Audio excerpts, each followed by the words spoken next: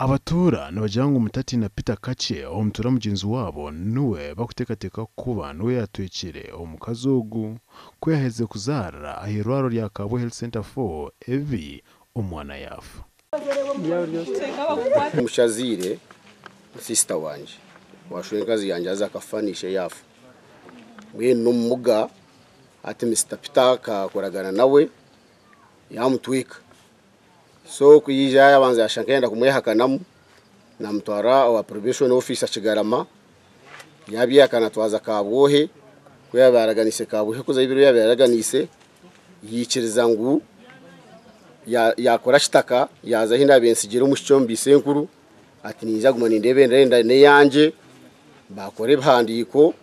yabasigero no busente bwo gumana rebere ndaye mwenyi mwabazo umuchikwa be nazara umwana yafu so kuyamara kufa banteresimu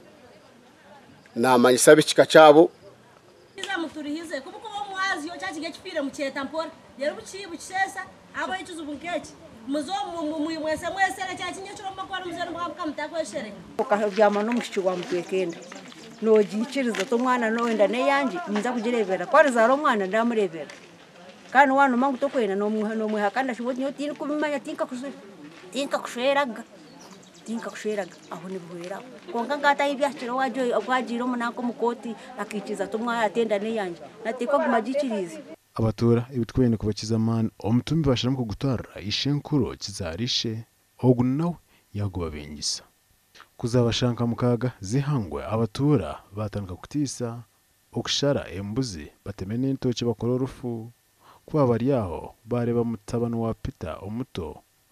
yargayo yasabora embuzi polisi ya Kigarama umwanyobwa ikamu yabebembirumo osi abatura bagishaba okuzika umwana ugo nuko kurundana ebaho bakoramo eshanduci amerwa byona batandika imikoro kuzika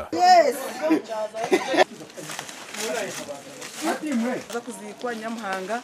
ebigambo byone byagambirwa Hanyamuhanga twarebe ibyo kutangaza abo kuba bamwe twazo mu gacencirwa agustakaza muga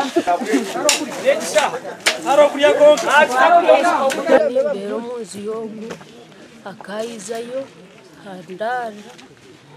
koragana umwenyi zakuruya umukazi wehe yataro